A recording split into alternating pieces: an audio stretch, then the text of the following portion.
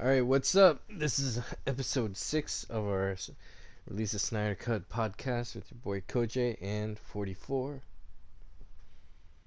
How's it going?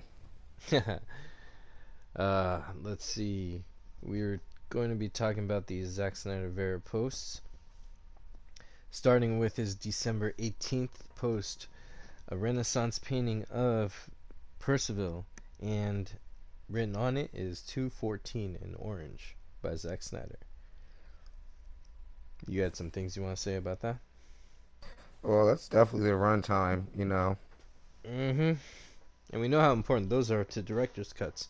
It's like it's official badge. Like you see that runtime, you know you have the right version. Yeah, that is true. But I think past that, it's just to let everybody know that this is the official runtime, and to stick with that. And there probably will not be a 165 cut or a theatrical cut or Oh, I wherever remember that. whatever other mystical cuts that you're talking about. But Talk there was about a 214 compromise cut. cut. There was a 165 two one would be a four compromise. four cut that Snyder associates with the Knight Percival of the Round Table from Excalibur. So moving on past that, Snyder released a few other images, some of Batman, well, one of Batman, two of Cyborg, The one of and Batman was the first on it was like 3 days ago where he's in it looks like the hangar, there's all this mist and you see over the shoulder Aquaman on the right and you see the silhouette of Batman and Zack Snyder wrote, "Who does it serve?" question mark. Then the next one is a cyborg picture on top of a rooftop. Just seen cyborg, and it says, "You, my lord." Then the next one is at the graveyard. It looks like Wonder Woman and Aquaman are chilling by the van, and Flash and Cyborg are by the grave, and it says, "Who am I?" And then the next one is Lois looking at Superman. I think in the Kent farm. It looks like early morning. It says, "You are my lord and king. You are Arthur." Then we yep, see Bruce Wayne in the hangar working on his gun on top of the Batmobile. It says, "Have you found the secret that I have lost?" Then the next one we see Superman in his suit when he puts it on coming out of the Kryptonian ship. It says, "Drink from the chalice and be reborn." Then Zack Snyder writes, "Yes, you in the land are one." yeah. There's oh, I think you just said that part first. You said drink from the chalice and be reborn, right? Yeah, that's the most recent one of Justice League. The one most recent one is of his dog. But yeah. So Yeah, in that order sounds like the Excalibur story. yes, that's definitely quoting the end of Excalibur when Percival finds the Holy Grail, and I think it's very telling because Zack Snyder could be telling us that if we're gonna play along and say that the 214, which is the Snyder Cut, is the Grail, you know, then and we made it all the way to the end, you could arguably say that the Snyder Cut could be coming. Mm. Percival found the Grail. Have the fans found and got close to the truth of the Snyder Cut, close enough to where WB will cough that shit up. And I'm Pretty hoping much. soon. I'm hoping soon because I'm looking. Let's say if the release of this film is, let's just say November 2020. That's too far from my taste, right? And if it was a far release date, I'm imagining he would post a single post about it, not a post in the matter of like a countdown of like 4 days apart or something like that. I feel if it's 4 days apart, that's teasing something coming quicker. You get what I'm feeling? Yeah, So that's my hope that it's coming out really soon, just by yeah, because seeing the pattern. it seemed like he released pictures for 3 days in a row before Christmas. There you go. No, the 2 days before Christmas and then on Christmas, and then after Christmas it was pretty much that's we're on a hiatus now. I guess you can Mm. say. We're But on vacation. even past that, while he was dropping these pictures, people asked him a lot of questions, and a good amount of questions got answered about the Snyder Cut, things that we will see in it. You feel what I mean? Questions, that people have been, I guess, quote unquote, debating over for a long time. Mm. And some of those were, well, for those of you that might be looking forward to more Nightmare, I fucking that's gonna be dope. So I Oh guess, hell yeah! wait, what can you speculate and think will be in the new Nightmare scene or multiple Nightmare scenes? You never know in the Snyder Cut, Kojay. Like this, one nightmare scene could be uh Victor Stone in the mother box seeing a black suit Superman just torching the place. Yeah, that would be cool. That could be one. That could be pretty cool. Because They, I was trying to remember if someone said that at some point they saw Superman being evil. What better time being evil than some post-apocalyptic setting where he's flying around just being a dick, just zapping people or something. yeah, maybe it can pick up, after the nightmare sequence in BVS, and maybe they can be on a apocalypse ship. Maybe this time, like you said, it can be centered around Cyborg. Maybe Cyborg is captured by the enemy or something, or and it could there could be it's very hard to speculate because there could be a lot of horrifying things because I look at the nightmare sequence as as an alternative timeline. So where I do think that Cyborg could see a vision through the mother box and everything. You know, I think that the nightmare sequence there could be a nightmare sequence that kind of either picks up or kind of represents an alternative timeline that we get a more full-fledged idea of what's going on in that timeline. Whereas Mm. maybe we might get some visions through Cyborg about maybe on Apocalypse, maybe of the past, maybe of the future. We never know. You never know what you can get from a vision from a mother box directly. So it could be interesting what we get out of in when Snyder's reaction when asked, he pretty much said, "Oh yeah." So it seems like it could be something good. Yeah, that's for sure. But even past that, there is also Hal Jordan. He also confirmed that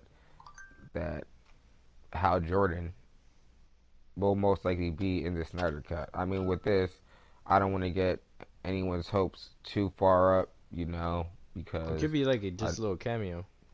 yeah, because I know there's a lot of people like that's dying to see like a Snyderverse Lantern in action.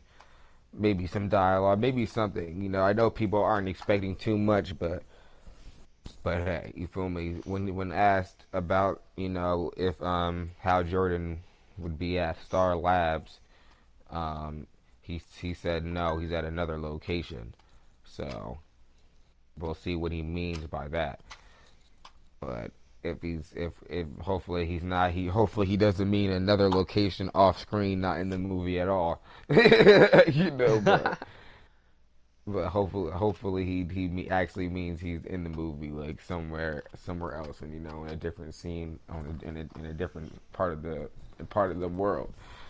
So that's he told us that while also keeping that a mystery. So that I guess that's something that you could look forward to in a sense that you don't really know what to expect from that. In the Justice League, we only got a glimpse of a Green Lantern get completely wrecked in the beginning, like so. it'll be interesting if we can get to see some lanterns shine. That would be really cool. That'd be really cool, and I think we will see that. And I have a feeling we'll see even a Martian Manhunter. I don't know why, but his hoodie that he posted for sale on Ink to the People, so all the money goes to charity.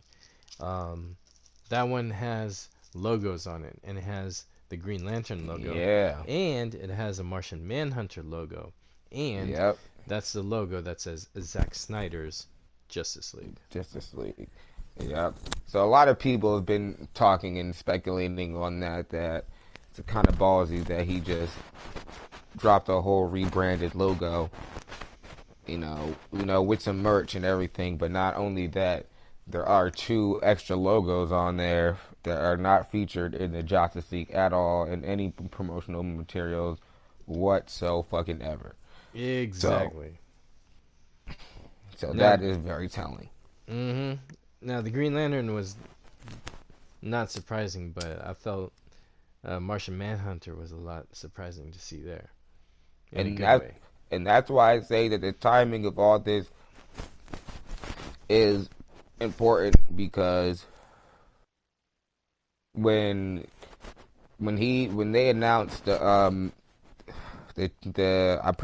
pretty sure when they announced the merch for American Suicide Awareness that this was before Snyder actually openly answered the question about Hal Jordan. I could be wrong.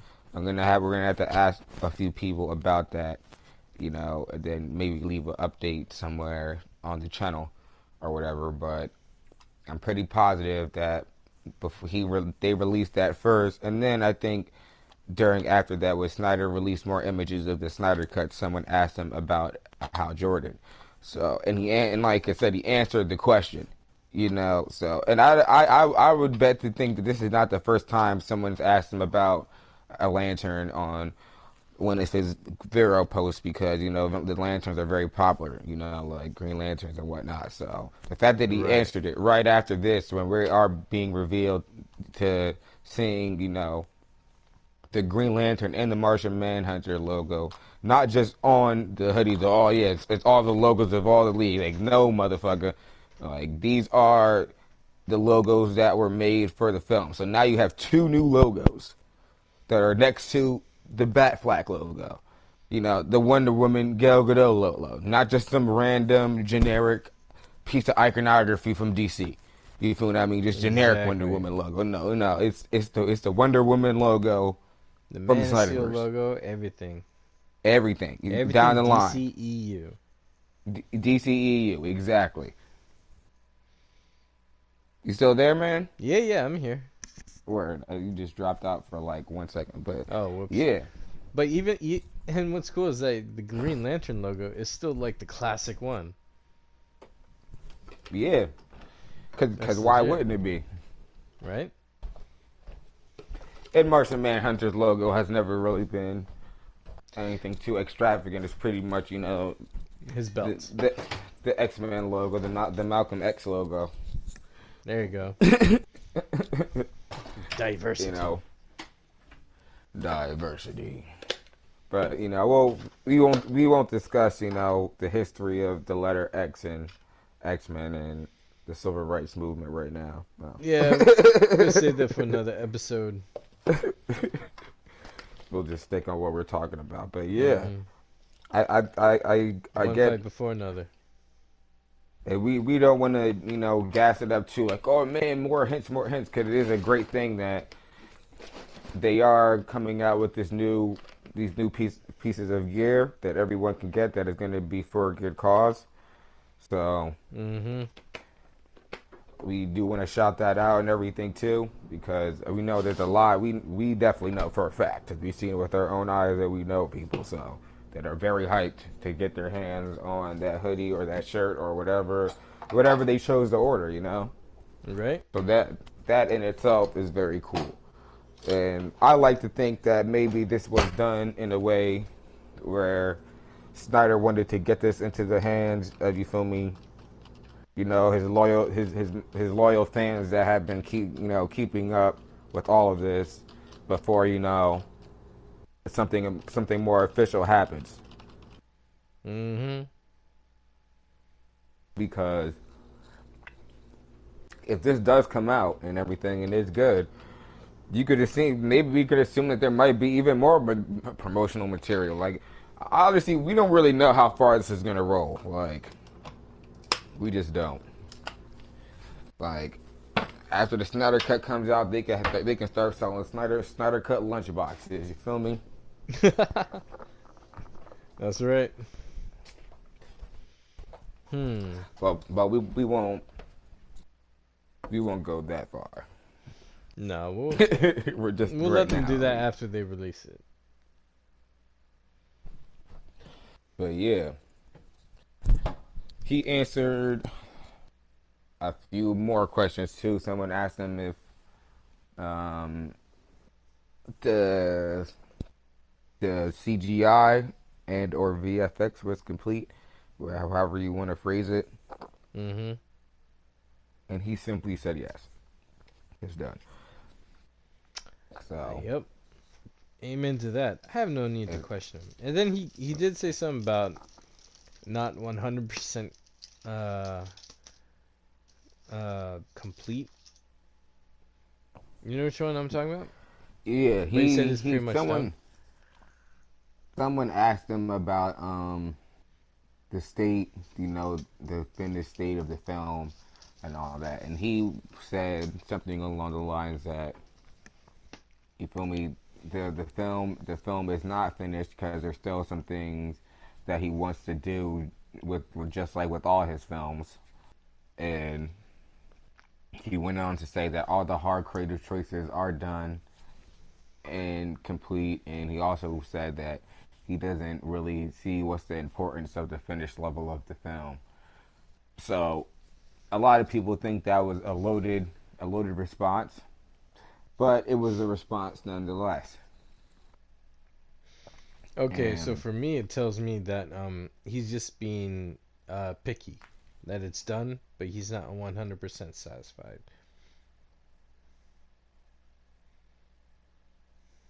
hold on one second.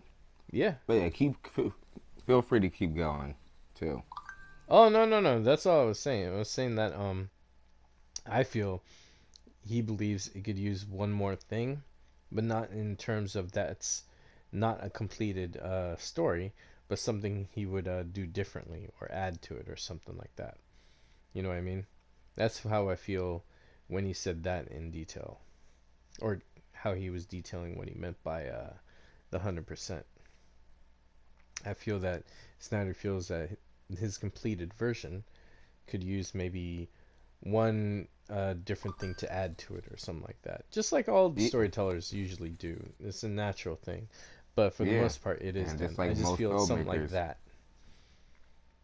yeah, and that's the thing. Like if he has been able to go back to this film and do things to it, we don't know for how long or when he started, but if this is Zack Snyder's film that he's just been mulling over and touching up for this and that long, little by little, like this might be the most polished and Zack Snyderish film ever. Mm-hmm. You know, the Zack Snyder effects might be on fleek in this one. Like, Yeah, and what I'm saying just is like saying. it could be something along the lines when he says it's not 100% could be like uh as much as like George Lucas going back at looking over Empire Strikes Back and going, well, I wish we saw the bantha a little bit more, but we did what I could, and I finished the scene, and it was a little creative way. And then he did the special edition, and then he shows the bantha going, "Arr, arr, raw, my arm is off." And then to him Yeah, that was completed, but at the time, in his mind, it was probably not completed, but the finished story arc was completed enough to get the story across. yeah. So I think what he said, I think he pretty much just gave a filmmaker's response to is the film finished. It's Yeah, like they say, exactly. no film is ever finished or just released. You Mm-hmm. know, If it was up to the director, they would just sit there and work on the film forever. Like, Pretty much. That's why when he says it's done and this is runtime, that's the finished version. Regardless of what he would like feel hmm like, I want to do this differently in this one. If I would do it again, I don't know, blah blah blah. Just like any artist. Yeah, and um, one person also commented and said it's coming, and Snyder liked that tweet. But Snyder Mm-hmm. likes a lot of tweets, so I guess you can Not take all that with tweets. a He grain doesn't of like salt a too. lot of mine, so Yeah, so he guess is he very doesn't like. picky, I think. Well, not tweets. I guess you say posts because it was on Vero, so it Right. wasn't a tweet. So I don't want anybody, going on Twitter looking for tweets that aren't there. They have it on Vero. Right. But even with that, Clay Staub on to, on Christmas posted a picture of Percival from Excalibur, and he says, if those who don't know, I think Clay Staub was one of the unit directors on Justice League, maybe, Mm-hmm. and his post says, "Finish the quest, Percival, and return to your king. Release the Snyder Cut." And I really Damn. actually liked it. I like this picture of Percival a lot too, and I'm gonna send it to you. And I thought maybe we can use this Is it the picture one where as he's holding the sword and it's glowing green? no. This. I'll send it to you. It's a close up shot of him in his Alright. knight armor, but it's a really good shot. Text or Twitter? Yeah, I'm gonna send it through Twitter because I'm on Twitter right now. Cool. Save me some damn time. For sure. But yeah, he dropped that on Christmas, but Snyder dropped his post about drink from the chalice and you'll be reborn. The picture of Superman coming through the scout ship doorway, and so it kind of lined up in that sense. And I will repeat that he says finish the quest, Percival. So what is the quest that he's talking about, and who is Percival? Ah, this Kojay. one. Gotcha.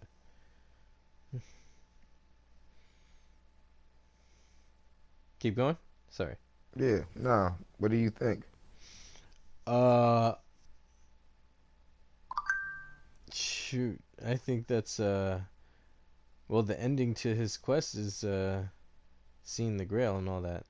So I'm saying this is probably a sign that it's seemed to have the Snyder Cut come in our hands. Honestly, that's how I'm reading it.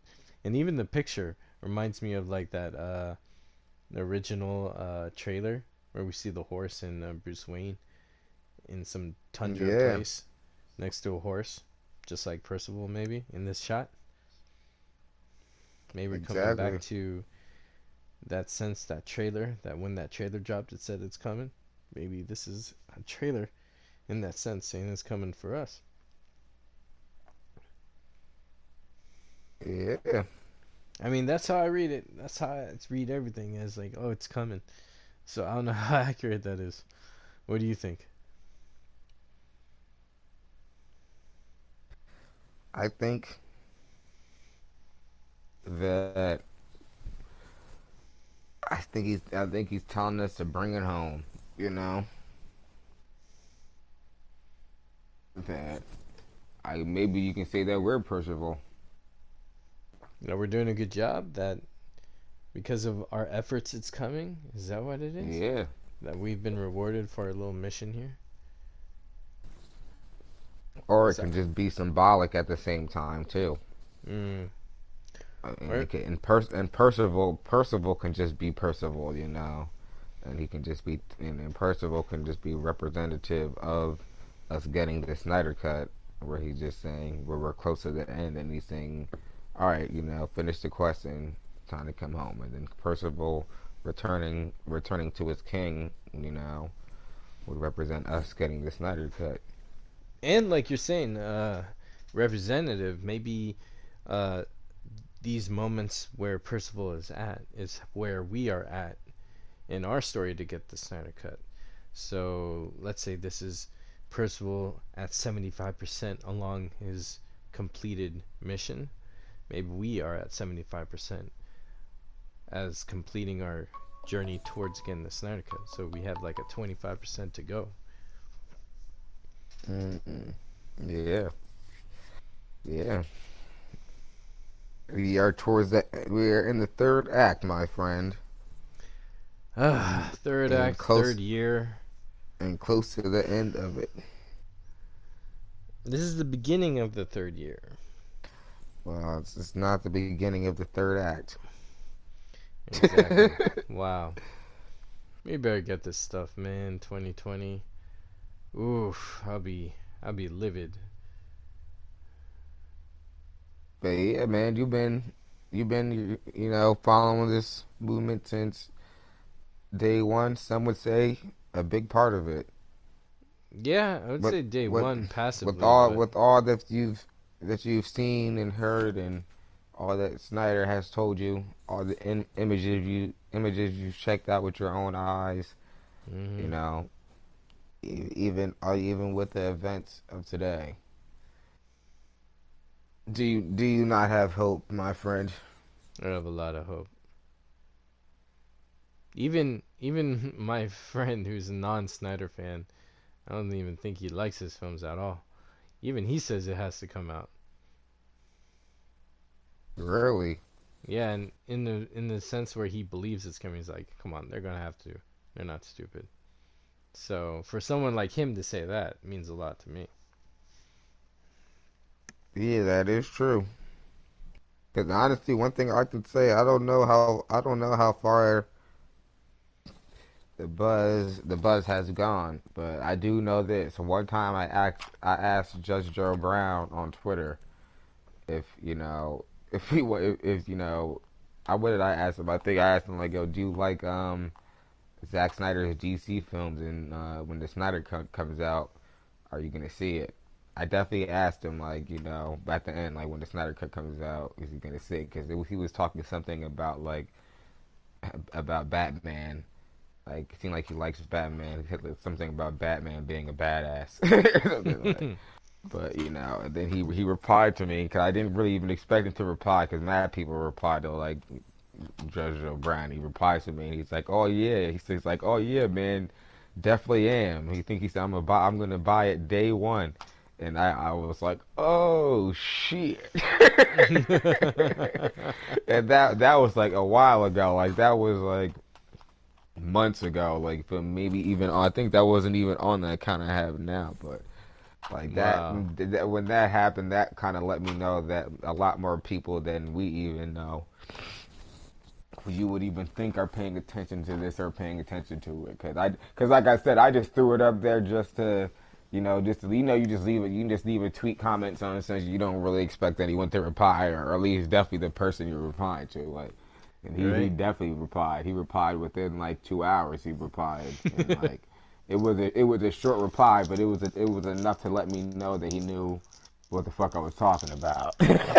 Hey, that's so that's that what's up, man. That's what's up. so that was cool, and I put up the old snap gif of like Chris Pratt. I was like, oh, because I was it really didn't even expect that, but so you never know, man. It's like you never had know how far this has really gone, and especially here in Cali and everything too, where they have San Diego Comic Con and WB is out there, and you know like motherfuckers be flying planes that say Snyder Cut in California and shit. It's true. We just did the Ann Sarnoff one. hmm And people see that, like people be seeing that shit. So we don't really know how far this shit how far this shit you know goes, how deep it runs, as they say. Mm-hmm. That is And like true. with your friends saying like, yeah, it has to come out. Like we don't know how many people he knows that know about this or how he sees it from his perspective. It's like, damn, like a lot of people know about this and are talking about it and will shut the fuck up about it. He's From definitely our an outsider, that's for sure. yeah, like from our perspective, we're always in it. We're keeping up to date with pretty much with everything that's coming out like by the second. So we have a very different perspective of like because like we're so deep in it that we're in the dead center of it. All we see is Snyder Cut. Yeah, that is true. Like you feel me? That's so We we true. would we would have to like dig through a whole wave, a whole not even a wave, like a whole mountain of Snyder Cut to even like mentally and and physically within our own lives to even really escape this Snyder Cut at this point in our own lives and get an outside perspective like that. That's how far that's how deep we are into the Snyder Cut. So it is pretty cool to see people that are that aren't into it at all and be like, yeah, this shit definitely has to come out at this point. Yep, the best thing is, and even uh, it's just seeing that everyday people who are into it. Now, I have that release a Snyder Cut hat. I was on this date with this girl. We had a nice little lunch date. It was at BJ's, and one of the busters walked by, and he came up to me and was like, "Yo, I saw your hat. Yo, I hope that movie comes out. That'd be so cool." I was like, "Oh, hell yeah, man. That's what's up." And we punched up, and he like went back to work. But he had to stop and give me props because of the hat. Word. And it's that hat, the same one you got, released the Snyder Cut. Boom. Yeah, man. So that alone gave me a whole load of hope that lasted for probably a good year. Year's worth. That was a year's worth of hope right there. Bam. A very only a very few in the world. I was actually thinking this would be a very good item to get signed. Oh shit. That'd be nice. Like those silver Sharpies or something. Or those white ones. Yeah, why Look not? good in a black light. Bam. Because, like you said, it is a memorable movement. So, Mm-hmm. And it's our film because we were pretty much the free marketing team for that film. yeah, we And that's a definitely were. huge part of the film before the film is released. So Yeah, it's definitely a people's we victory. hyped this film in a way that WB could have never done. Mm-hmm. True grassroots effort. Power of And street cred, word of mouth, just like that's just just whispering the true. truth from one We person we to hyped we hyped this movie like the first Avatar movie. another. It's That's gotten so to the true. point we got to the point that this movie just been hyped and whispered about for so long that we're like when it comes out, motherfuckers are just gonna go see it and check it out just because. Just like when the first Avatar came out. That's what really happened with Avatar. Avatar came out, like people weren't even gassing it to the maximum. It was just so much little talk that just bubbled over time. Like, oh yeah, they're saying they're gonna do this in this movie and that in this movie, and it's gonna be a technological feat and this and that, and it's like, oh, we'll see, and then when that first trailer came out, motherfuckers was like, oh, okay, I guess we are gonna have to watch this movie because you just had James Cameron and all these people talking about this shit for like mad long, and then like you almost didn't even think it was ever even gonna come. Like I remember before Avatar came out, there was even people saying like, man, this movie may not even come out ever. Damn. and lo and behold, he ended up making it, and it came out, and he wasn't gassing. And I'm making like five more. Like Wow. James Cameron said that he thinks Avatar 2 is gonna beat Avengers Endgame. And can you Hmm. really blame him? Think about it. People have been talking about Avatar 2 for like 10 A years now. decade. A whole decade, man. That's a long And, time. And it's still and a be talk, beloved film. yeah, and they're gonna be I'm trying to tell you when Avatar 2 comes out, that's just gonna blow the lid off of shit. Mm-hmm. The first one was just so special. It came out of nowhere, and so many people loved it, and it delivered on so many levels. I thought it was a great film. Great little treat. I No, think it came out at it the was right an time. excellent theatrical experience. Yeah, the story lacked a little bit, but for everything that was stuffed into that movie, it was surprising that they even got a coherent story Hmm. off the ground. Well, the director's cut is pretty good. This is a director's cut. I didn't know that. Yeah, and it fills in more of the backstory of you see a little bit of on Earth before he comes, and you see more of the culture of the hunt, and there's more of a relationship between him and Sute, Oh, interesting. which That's I cool. thought was really good because I didn't know that he and Sute were tight at the very end. It was very moving because they found Sute. It wasn't just he fell; they actually came to his fallen body, and they had a moment. Mm. So yeah, director's cut is pretty cool, man. We Now gotta I find have a way another you watch director's it. cut that I have to watch. Yeah, you and I could have a little watch party. Check that out. That'd be cool. I'd be down. But yeah, that movie itself is quite phenomenal. That is like the epitome of how I want Listen my to what films to be. Jeff said. Well, Jeff okay, said what do you he say? said Joff sabotaged Zach because he corrected him about Green Lantern at a party in front of Stan Lee.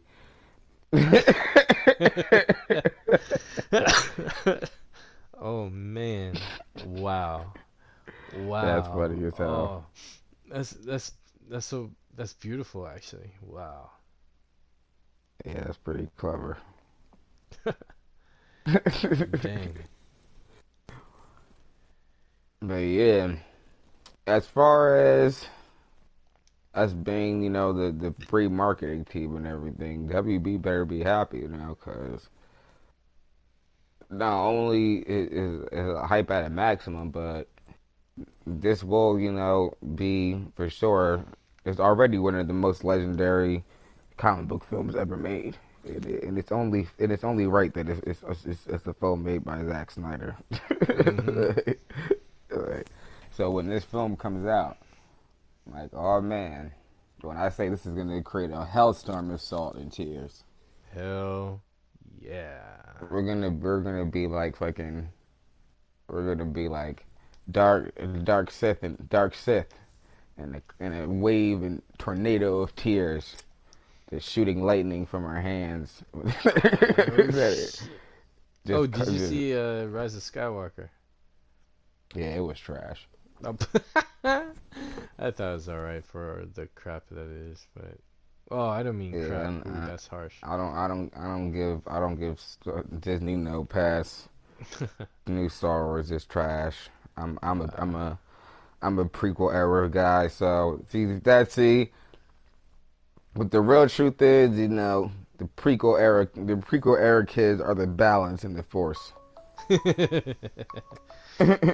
You feel me? I I'm can a see I'm a that. pre I can see that. I'm a prequel era guy. Because So prequels did happen in the middle too. none of that spit or spat or bullshit about Star Wars, good or bad Star Wars phases me. I'm not, you feel me, indulging in bad Star Wars. You feel what I mean? And I'm not falling for the propaganda of the old Star Wars era either. I was in the prequel era. I'm like the middle or the youngest child that seen it all, and I've learned from all y'all mistakes. like real, uh, like from where I see it, the person that grew up with the prequels saw the originals as a kid and they're watching the films now. You feel me? People just did not appreciate George Lucas, and that's where all it really just comes down to. mm. Like George Lucas comes up with the ideas. Some other person comes around and says, "Oh, that's not that good. I have a better way to do it," and that just happens for like 30, 40 years. like and it's completely redundant at this point. I'm not gonna, like I said, I'm not gonna pretend like new Star Wars is doing anything, but I'm also not gonna pretend like the prequels were the best shit ever. Obviously, they Mm. had their flaws, but at least they had conscious flaws. It's like people. A lot of people try to make it seem like I don't know. They were trying to pretend like that Lucas was some type of director like Spielberg or something. You feel me? Or even like Kubrick or even any of those directors of his time. But it's like Lucas took a lot of chances that even filmmakers today would never take. You know what I mean? And Mm. that's why, and risk and reward, my friend, risk and reward. He took a lot of chances that them lame motherfuckers did not take, and he benefited from it. You know, and as where is it at now with new Star Wars? You have Disney own it. They're not taking no chances, no risks. You can shit on the prequels all you want, but you feel me? George Lucas was able to make a coherent story with a film with nothing but green screen and bad dialogue and fucking and wooden acting. So I don't fucking want to hear it. like, you know what I mean? Like I really don't. I grew up on the prequels. I don't want to hear it. Like yeah, I grew up on the wooden acting in the fucking CGI clone troopers for no fucking reason at all. You feel me? I grew up with all that bullshit, and it was still fucking good Star Wars. It still entertained me from beginning to end. Yeah, I didn't like Attack of the Clones. Like I mean, what I call Attack of the Clones is to my friend is the one about world building. Star Wars, Star Wars. This one is about world building. So just get a pillow. Like, is it a bad Man. movie? No, but God, is it boring at times? You feel what I mean? Like, it's a lot of world building exposition. You feel what I mean? It does explain and set up a lot of things that happen, and explains a lot of things that from Phantom Menace and that's coming next, and even past Revenge of the Sith, and even in the Clone Wars series, you can pick up a lot of shit just from watching Attack of the Clones. But it's like Very true.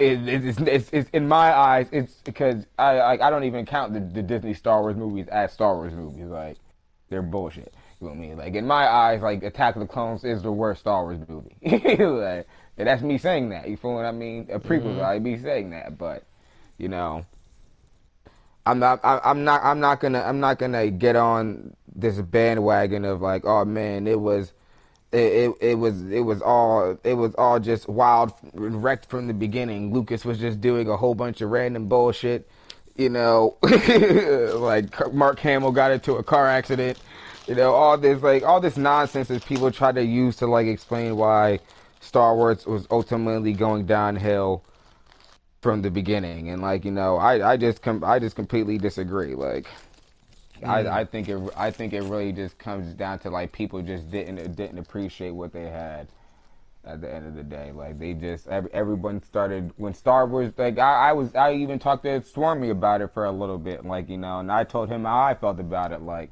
when Star Wars came around, from my hindsight perspective as a younger person, you feel me, growing up in the prequel era, how I seen it.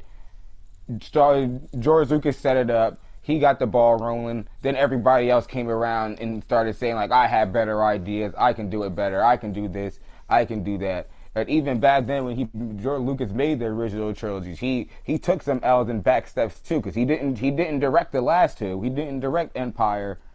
You feel me? I don't think he directed or wrote Empire or Return of the Jedi. Mm. You know, like think about that. You know what I mean? And I think that all really has to come down to, and not even to end on that. All that spiraled because when the prequels came, and Lucas looked at it like, all right, this time I'm gonna do all of it, all the films to make it, try to make it one coherent story, which actually worked and benefited from the long run. It was just the same thing again. It was like, oh man, why don't you just do what you did last time? You need to get a different director. Just write the story. Honestly, you don't even have to write it. Just give them the ideas. They're pretty much just telling them, just give these motherfuckers your ideas and have other motherfuckers make the movie. You suck. Like, that's what they're pretty much telling George Lucas. But at the same time, it's like, yo, he came up with this shit though. You feel me? He's still an auteur, independent filmmaker. It's like you can't say that he sucks when Spielberg never done no shit like this ever. You feel me? Name one. Name It's one. true. Anyone director from George Lucas's era that did what he did, Um, that wasted the time to do that, that actually had an idea, believed in it enough to see it through all the way through, and not fucking sell out to the studios. mm, I have to get back to you on that. Yeah, you'd have to get back to Hmm. me on that. You feel what I mean? You have to get back to me on that. I know, I and it's do like have to that. get back to you. That's what it really comes down. Like, yeah, you can shit on him in the technical level. You really can. You can shit on Lucas to the end of the earth on a technical level.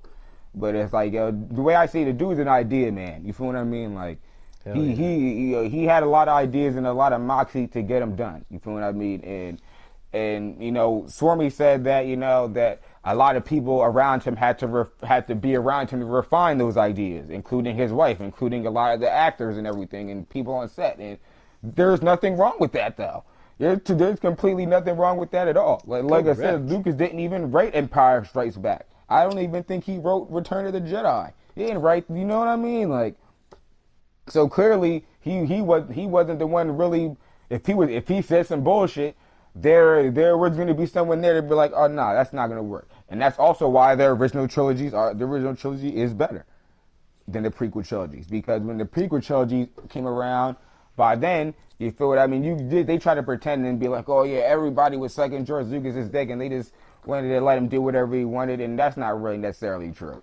You feel what I mean? They let him do whatever he wanted with Phantom Menace in the beginning, like, but ultimately they didn't really, because they even wanted the prequel films to be more technically advanced than they were. They did, like, and Lucas even said that he wanted to make the prequels in a way so that inspiring filmmakers and fans will have a blueprint of how to make their own Star Wars films. You feel me? Like, and so he pretty much gave, you feel what I mean, the reins to the fans to be like, all right, I'm gonna do this in a more simpler, streamlined way, so you can see this is like, and people watch the prequels. It's like, all right, why is this shit so much damn CGI? Like, he barely even tried. Like, you're right, he could have used more practical. It didn't have to be all CGI. They could have even got a way better director than George Lucas to just make a way better technical film that's good on the eye. But that wasn't really the point, though. The point was to really show is that, you feel me, you can make these films in this way and it'll still be Star Wars. It'll still be good. It will still have that magic. And then you watch nowadays in the future, look how many fucking Star Wars fan films are on YouTube or on the internet. Crap load, man. A crap load. And You feel what they I look mean? good And too.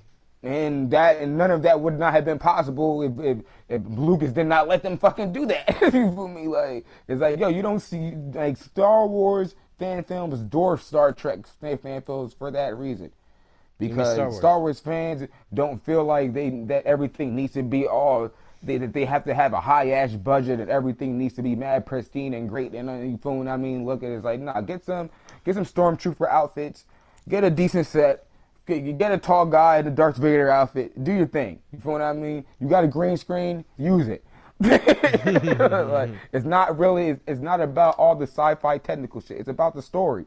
At the end of the day, like, and he stood on that, and Disney completely destroyed that. Like, the one thing that should have been upheld even without George Lucas being there is that, you feel me, of at least having a good story within these Star Wars movies. They just ruined that. Like, and Hmm. like I said, from a guy from the prequel era, I just look at it as just, the same ball rolling downhill. You feel what I mean? That, That's and right. people and fans can try to pretend like, oh yeah, when George Lucas sold, that they didn't, that they weren't mad hype, that like, oh yeah, because now we're gonna get better Star Wars, like they're gonna knock it out the park, new Star Wars, and they're gonna get modern day directors to do it. Like, and look what they did with J.J. Abrams and Rian Johnson. You feel what I mean? All these directors that are supposed to be so fucking great. You feel what I mean? They gave you, like I said, they gave you a technical marvel, as far as your eyes. It seemed like it was a visual marvel. The spaceships looks cool, and explosions and all that shit, but that shit was bland as fuck. You feel what I mean? As far as the story goes, man, shit was bland as Hmm. fuck. It didn't expand on anything. You feel what I mean? As far as the universe, the lore, it didn't expand on anything behind the scenes in a technical level or on the screen in a technical level. It literally did nothing. You feel me? Like, Like I said, people can shit on the prequels of how they were, but the prequels did expand on a level past. You feel what I mean? The originals, in the sense that the originals are way more practical. You feel what I mean? And the technology they had to use to pull off even the space scenes, it was back in the day. It was a lot harder. You feel what I mean? So for Lucas to go from there, then be like, all right, we're gonna do all of that, with simpler, cheaper technology, so we don't have to fucking waste mad money on fucking stormtrooper outfits and fucking spaceships. Like, you feel what I mean? That's smart. Like, that makes sense. You feel me? So then now we can actually put more money. You feel what I mean? And more manpower and mind power into story. You feel what I mean?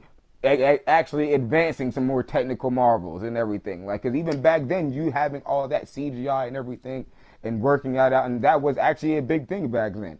Now you watch it now, it's kind of an eyesore. Like I said, those clone CGI clone troopers were kind of a little too much. But Mm-hmm. back then to even have all that fucking CGI on the screen and show and be like, in a way, like, all right, see, you can get a lot of this stuff done without actually having all this real stuff there. You feel what I mean? Like, it worked, and what did Disney do?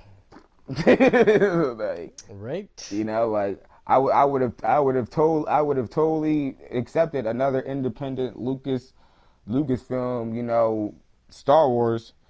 You feel me? Made in the same old rinky dink fashion. At least if they were at least gonna put some passion behind it, it's like shit.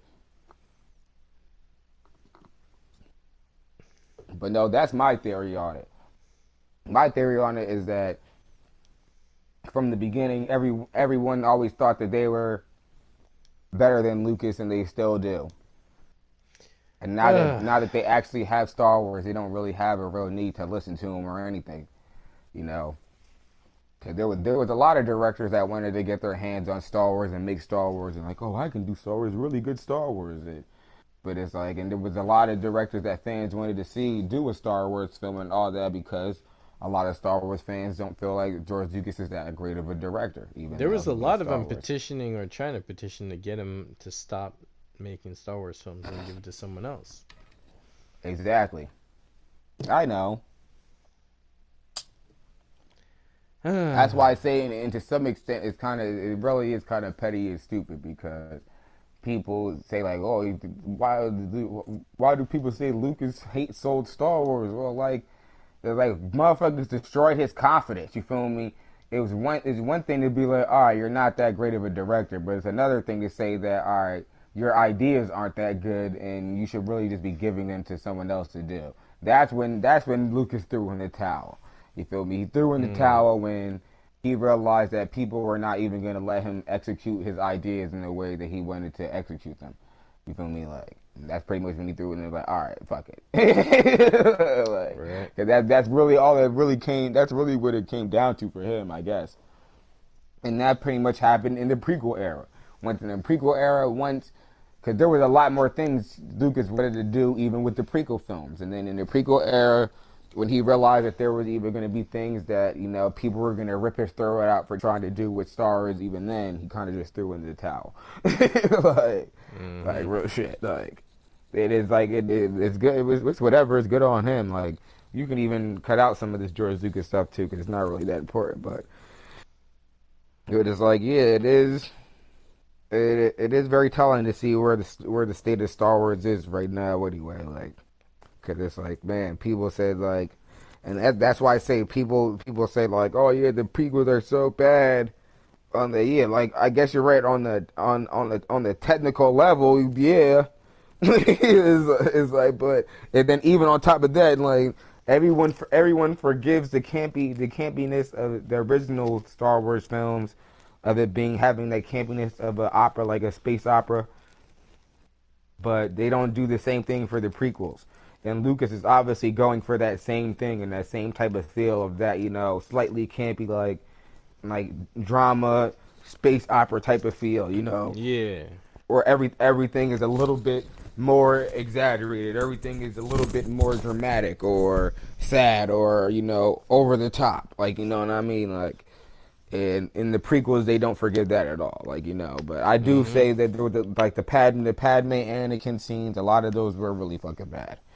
They just were like but even with scenes like that, a lot of those scenes were like I said, a fully backdrop CGI, like like green screen background scenes. That's why a lot of those scenes came off mad weird and off because and awkward and everything because these are like actors that are acting in front of nothing and that haven't even really done this shit before like that. You feel me? Like like Right. they're literally in front of a big ass giant screen, like in the early 2000s, just saying campy ass fucking space opera lines. Like nowadays nowadays these actors are fucking beasts at fucking acting in front of green screens and things that aren't there. You feel what I mean? Like, but even back then, like who does a full who does a love scene in front of a full green screen? Like you feel what I mean? Of them laying down on grass, like it was like a lot of shit like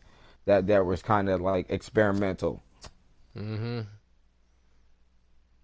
Now, what's interesting is how heavy and impactful Star Wars is, and the techniques to make Star Wars such a cohesive world with the green screen, the creativity, the vision, the direction, and you see all this drama circulate the visionary director of George Lucas. We also see it circulate Zack Snyder. Except Zack Snyder, do you think he's at the same? I think he's at the same level of George Lucas, maybe higher. What do you think? I think Zack Snyder is definitely a better director than George Lucas. As far as a creative mind, it's hard for me to say because Zack Snyder has created a lot of great things, but George Lucas he, he came up with Star Wars, so it's like Mm-hmm. no offense to Zack Snyder, but you feel me? You never know. He could pull a Star Wars out his ass, you know, any second. You never know. But The only thing I think George, hinders Snyder is that he's doing properties that aren't his own, but he's exactly doing that, them in and, a and a lot and a unique lot of way. directors do that. A Mm-hmm. lot, so you can't really knock him for that. That's the whole thing. Like he's Exactly. doing he's doing what a lot of directors are doing in their time in his time. And I feel though So he builds it more from the ground up, even though it's an established world. He definitely pushes it and tries to move it to where it could be again for the first time on a different perspective or world, you know? yeah, that's Like kind I of feel he's uniquely original with it. a hard debate to have because like a lot of people say, like George Lucas is he's pretty much an auteur independent director that the world's richest auteur independent director. You feel what I mean? Mm-hmm. So with that being said, like George Lucas was never a studio director or like a mainstream director in that sense. You feel me? He was mainstream because yeah, he made Star Wars and it was big, but past that, like dude, he made THX and Howard the Duck. You know what I mean? Like Yeah. he was very, and George Lucas has said that on record and everything too. And he said that like yo, that's why he stopped directing films and making films like that and he said that mad time because like what? Because people don't like his ideas and they always shit on they always shit on his ideas and they never let him do what he wants to do. And then whatever he tries to do, people tell him that like, oh yeah, that's stupid, and they try to get him to not do it. So I even watched one interview where he said that he just makes films now for his friends and families just to watch because he's like this is how downtrodden this man has become as when it comes to his art. See, that's see, it's just it's just sad, like you know what I mean. yeah, yeah, I've And that seen and it. that and that's why I say like Snyder is very different in that sense because Snyder Exactly. isn't as auteur as George Lucas is at all. Like you feel what I mean? George Lucas will live and die on his fucking ideas. Like he'll probably kill a motherfucker over his ideas. Like you feel me? He'll ruin the whole production over his ideas and That's why they say that George Lucas needs people around him and all that, which is true. You feel what I mean? Like and Zack Snyder is way more refined than George Lucas is in that sense. Yeah, and But I that's feel why I that say it's hard to compare because Zack Snyder hasn't really made an original property of that caliber and ran with it, so to speak. So the way Lucas did, so it would be hard to rate it in that sense. But overall, I definitely think Snyder is a better director than George Lucas, is and probably ever was, yeah, because because that is one tipping point for Lucas that it's his original world created ground up, but then again on Zack Snyder's end, he doesn't give in to criticism so uh, easily. I feel like Zack Snyder has more rhino skin and humility to keep true to who he is and keep at it. yeah. But that's also hard to say too because Yeah, Zack Snyder's still in the middle of his career. this is true. George Lucas made it a long time before he folded on Star Wars. Like he didn't sell Star Wars until recently, up until this era. But also he slowed down his filmmaking as time went on too. Yeah, because people kept shitting on him, So that's the whole thing about it. It's not that George Lucas mm, couldn't make films or he couldn't get projects in his hand. Like if George Lucas wanted to direct something or make a movie, he could have done it. You feel me? If he just wanted to direct a random project directed by George Lucas, why not? He did. He directed Red Tails and everything, and that was a pretty good fucking movie. yeah, I like that Like one. but the whole thing about it is that like I said, he just lost confidence. He literally deflated over time. You feel me? Over years of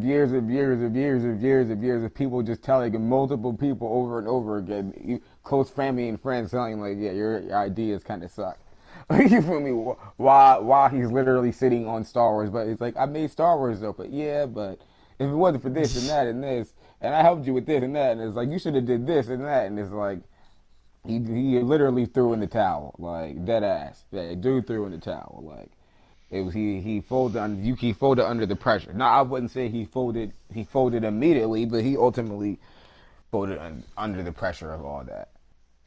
And I feel that pressure is attempting to do that to Zach, but I don't see Zach folding at all.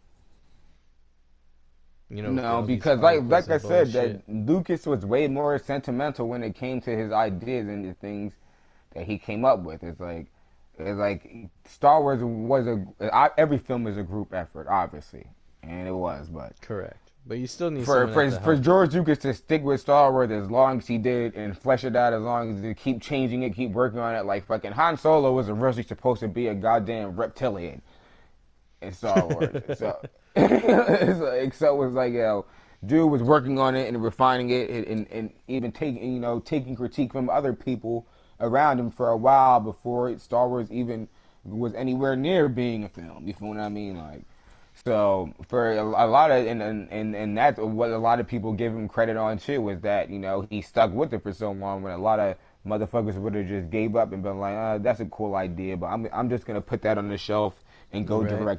go direct this film for money. Mm-hmm. That's what I'm saying. In an era where directors were just going directing films for money for no reason, not for no point or passion at all. He actually wasted the time to get this shit off the ground. You feel what I mean? And it worked. So in that sense, he does get his credit for that, but he he folded in the long run when it really came down to because he was very sentimental with his ideas and that was the sword he fell on in the long run. He got into a lot of creative differences with people on set, other people that wrote the film, even his own wife, and the same you can say the same thing even happened with the prequel films and then that's the whole thing when it comes down to the creative process and everything too, But I don't think that Zack Snyder is that type of guy on that level that George Lucas is. Like George Lucas literally stopped making movies over his damn ideas. So Mm. and it's like, I don't want to hear what anyone says that like, oh, George Lucas can't direct anymore. He's old. It's like not even that old. You feel what I mean? Like it's like even like years he could have like George Lucas could have directed the new Star Wars as soon as he wanted to. He could have been making. You know how many old directors there are? Martin Scorsese just made The Irishman, talking about Mm-hmm. George Lucas is too old to be directed, and he like you see you got to hear the bullshit excuses that they try to really Damn. come up with to why George Lucas is not making movies. It's because he threw in the towel. He doesn't want to. Mm-hmm. Like, these motherfuckers say he's too old. He's tired. He's busy. He's busy. No, he's What? annoyed. Yeah, like yeah, he's clearly annoyed. Like he clearly doesn't want to fucking do this shit no more. Like come on. Like what the last movie he's made was like Red. Was it Red Tails? I think it was Red Tails that I know of. Yeah, I think so. It's like come on. He threw in like, and that's not to say he wasn't working on Star Wars, and he's always he's literally a part of Star Wars, so he's always working on it. When Mm-hmm. when it comes to the films, the shows, you feel me? Probably not too deeply into the books or the games and everything. But if George Lucas is needed around for any new ground being broken in Star Wars, then he's gonna be there. So it's like dude threw in the towel as far as directing goes, like and doing all the filmmaking stuff. And I was even talking to Swarmy about I should just say Paul about how they even for a while they even tried to get fucking Spielberg to they for years they were trying to get Spielberg to fucking do Star Wars and direct a Star Wars movie. And if people wonder why didn't that ever happen if they were such good friends? Right. Because George Lucas didn't fucking want him to direct it. Like, I'm trying to tell you, because that shit, like I said, that shit just really represented them saying, "Oh, they should get Spielberg to direct a Star Wars movie." It's just representative of saying you should just get someone better to make this, George. Right. Like, you suck. Get your friend Steven to make it for you. Oh lordy. Like I'm trying to tell you, it's so obvious. Like it's like for real. I told them they even tried to get Spielberg to direct Phantom Menace and the prequel, some of the prequel films. This shit did not happen. Did not happen. George Lucas directed all three. Like, and he could have been like, all right, here Spielberg. Do you think they're gonna stop Spielberg from directing a Star Wars movie? No. Like Spielberg can direct any fucking movie he wants. Like you feel me? Like he'll chump his way into the director chair of any movie he wants. Like he like is like he did. George Lucas did not want him on directing any of those films because he's like it's mine. I gave you Indiana Jones. Leave this alone. It's mine. That was the whole point. And, You have Indiana Jones. Stay away from my toys. yeah, stay away from my toys. Egg, you see it now? Exactly. Exactly. You see, Mm-hmm. that's why I didn't even bring up Indiana Jones because that's the obvious connection right there. It's like, yo, George Lucas came up with that. He was the idea man. They really, in a perfect world, they really just wanted to milk George Lucas for fucking ideas. Right. Like, he really just didn't let him. Like, you feel me? Like he just stayed in his little Star Wars bubble until you feel me, he got tired of it. But it's like when it really comes down to it, they've been wanting to take Star Wars from George man long ago. If it was up to them, they would have had a whole different motherfuckers directing the prequels, and George wouldn't even have made the prequels. Wow. It sounded I'm like just a saying, Jeff man. Johns Snyder world again, just in a different way. You know? It is. It How is. That's these what I mean. things, Like, these motifs, these battles, these feuds are so how they they shouldn't belong at all. They should just let the guys do their thing. But no, we got petty fools here and there and that that's want why to cut. people ask the question, like, wow, why does it seem like you feel me? The people who supposedly love Star Wars so much and think it's so great, like, don't fucking even like George Lucas that much at all. You feel me? Or some even hate him. You feel me? Or just at least don't appreciate him because it's like deep down for some reason a lot of people feel like Star Wars could have been done better for some reason. I guess even from the very beginning, Hmm. which is so odd to me because it's like dude literally came up with Star Wars. So it's like there, but there's like this thing in the air where people feel like Star Wars could have been done better. You feel me? And it's still going now, and it's even worse now because it's out of George Lucas's hands now, and Star Wars is even worse than it's ever been. So But there's always there was always this overarching feeling of Star Wars could have been done better, and and people say like, oh, George Lucas went back and he edited the original trilogy, but why did he do that? Because Mm-hmm. motherfuckers said they could have been better. Right. Like, oh yeah, the Star Wars movies were good, but this could have been better than that and this.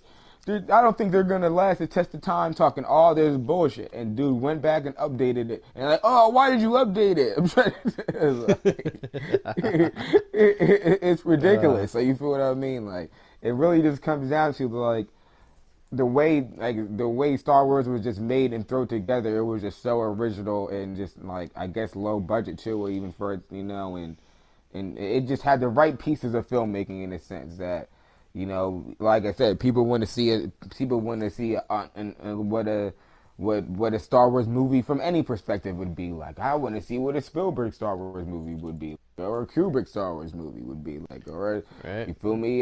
You feel me? Or a Zack Snyder Star Wars movie, or a fucking Quentin Tarantino Star Wars movie, or fuck it, you might as well just get Martin Scorsese to make a Star Wars movie. It's A like, John all Woo right, Star Wars movie.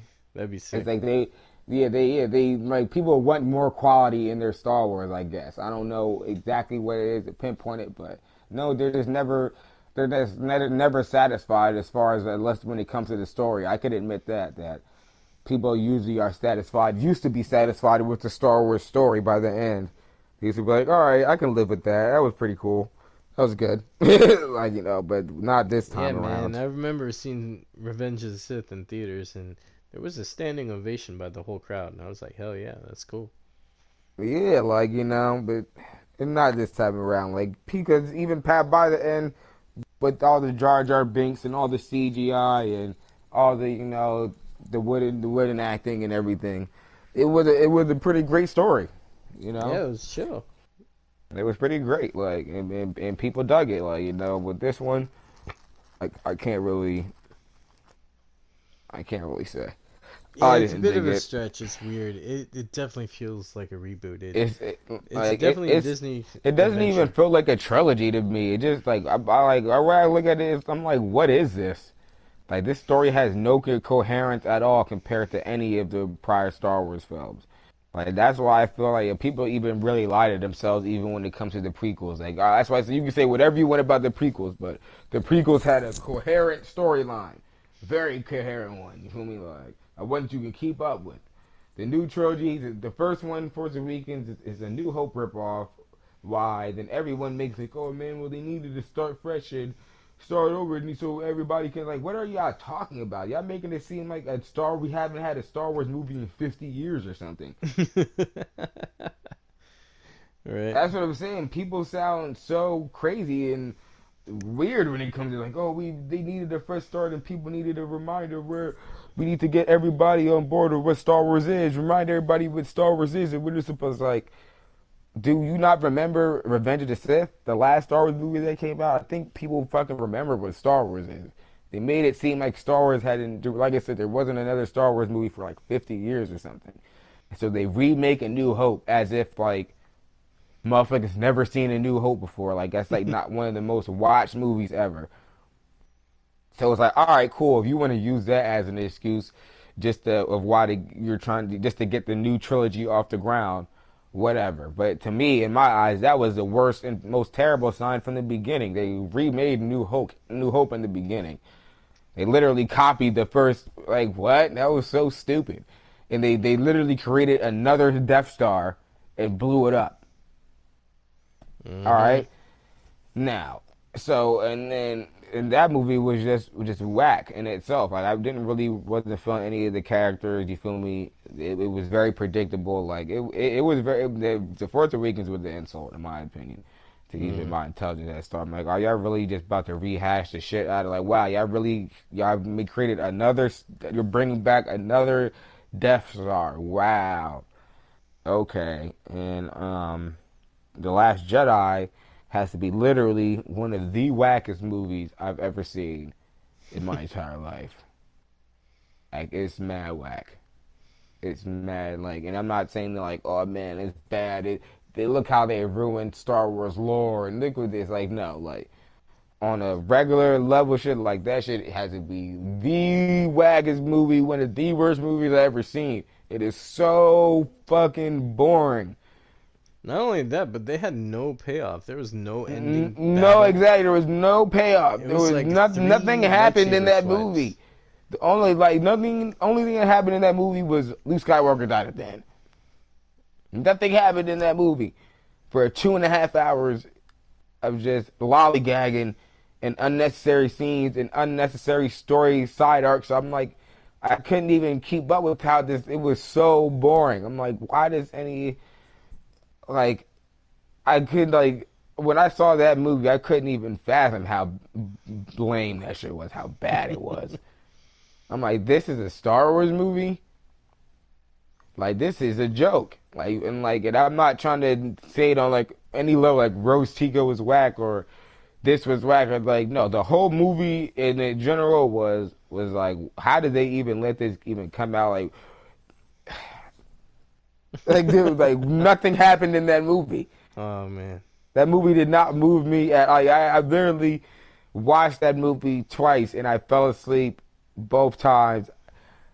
I made me and my friend, we tried to watch it one time after. I'm like, yeah, we're gonna try to watch The Last Jedi, and like halfway through the movie, he fell asleep, and then he woke up and he's just like, yo, just turn this off, man. What is this? This movie sucks. Like it's just something about this movie that is just like I get for like hardcore Star Wars fans, it's like pulling your eyes out bad, but there's something about this movie for just like the casual Star Wars fan like myself that it just like it doesn't pull you in at all. It's like it doesn't carry the feel of a Star Wars movie whatsoever. Like in I like you were like wondering why aren't I going down plot points? Because what's the point? Like everything in the like it was just so stupid. It was like Finn tried to escape and then him and Rose fell in love, I guess. Like and they went to some planet and then I guess they're Ray and Kylo were talking through the forest or something, and like it was like, huh?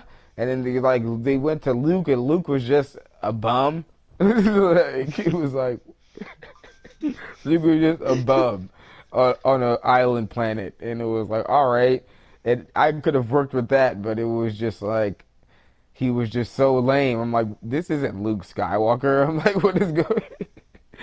And then Ray just leaves, and it was just that movie was. And then Poe in that movie was just so. Oh my, what is this movie, man?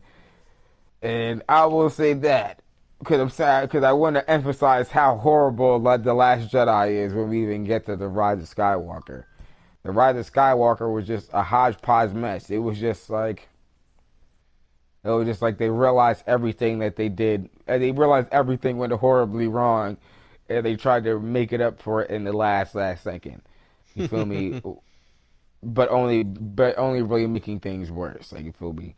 Like like it, like all of a sudden, it was just so stupid. Like all of a sudden, like there's like Finn. I know Poe has a girlfriend that's introduced, and And then at first she wants to kill him, then she wants him, then she doesn't want him, then she's with him, then she's like, "Come with me," then she's like, "No, I gotta stay," yo, and then she's like, bro, "I'm gonna team they with had you," a then I don't space want battle. you. They had a space battle in the upper atmosphere of a planet. That made no sense, yo. That was the stupidest shit I ever seen in my life, yo. I was like, yo, It was a crazy like planet. are they in space right now? Are they really on top of Star Destroyer? I'm like, yo, shit was so stupid and like the one thing I'll never forgive about this trilogy is the lack of lightsaber fights. Yes. Um, especially in Last Jedi. That was the It's most like, disappointing yo, thing. I needed at least a crazy epic lightsaber battle at the end, which didn't you they happen. had they have all this technology at their disposal, and they had like no lightsaber battles. Mm-hmm. Damn. All Palpatine did was shoot lightning. Mm-hmm. That tickled Like people. I don't Apparently, knock it didn't people for even liking it, hinder but them. that shit was whack. Like Yeah, I do enjoy it, but I enjoy it with a lot of salt. it was whack, Kojay. Hmm. I grew up with the prequels, man. The prequels kicked ass as far as the action went. That shit was the story was good, the action was good. Just off that, the shit was hard. This shit was whack. The story was whack. There was no there was no lightsaber battles. There was no interesting characters that were introduced. No interesting worlds introduced. It was whack. I didn't like it. It's all good. It's all good.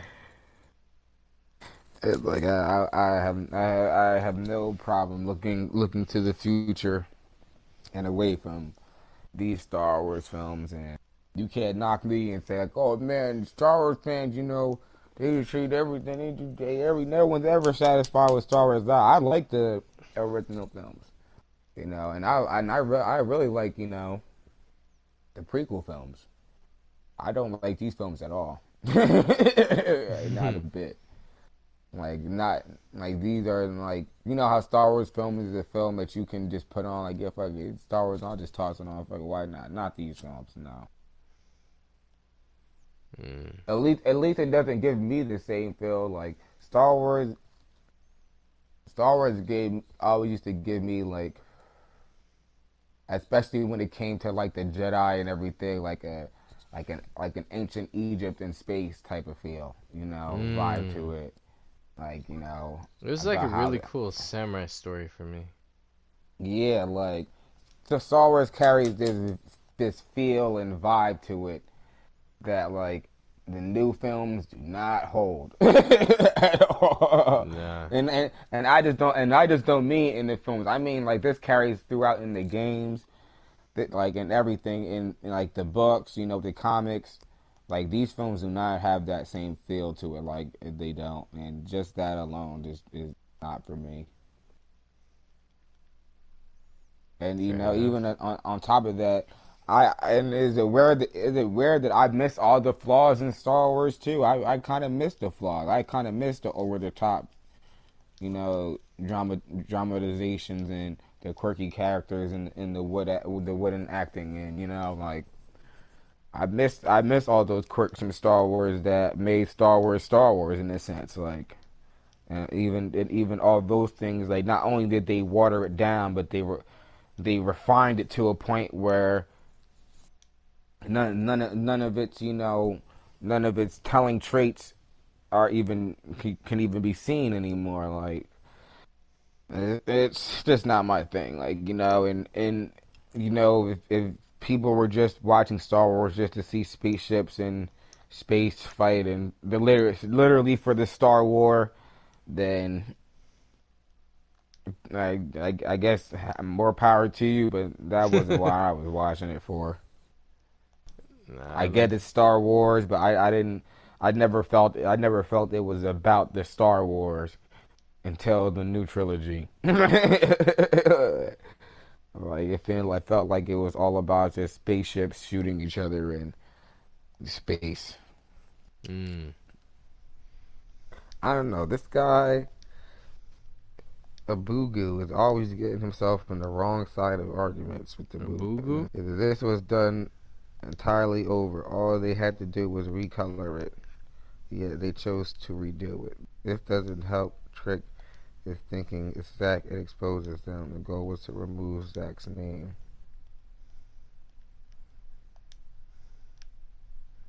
Nope, they needed, and then McD said, nope, they needed Zack's name on it to sell the movie, period. I wouldn't have paid to see it if Joss Whedon was credited as the director. No fucking way. Mm. That's pretty true. But then Leonidas said, I agree as well. Had I known this was a Zack Snyder film, like Warner Brothers advertised, I would have not bought tickets to see it. However, WB lied and false advertised the film. What a dishonest, untrustworthy studio, and want my money back for day one tickets. Well, the real truth is that, which is pretty obvious, is that they didn't even have time to reshoot the film. Mm-hmm. That and like that's what I was saying. There's too much benefit of the doubt and too much. Yeah, let's just say that there's too much benefit of the doubt being thrown around. Like, if for Mm, one thing, the one person who's getting way too much benefit of the doubt is fucking Josh Whedon. yeah. Because the one thing I don't like is that people try to still push this. Oh, Zack Snyder walked away because I they don't like that.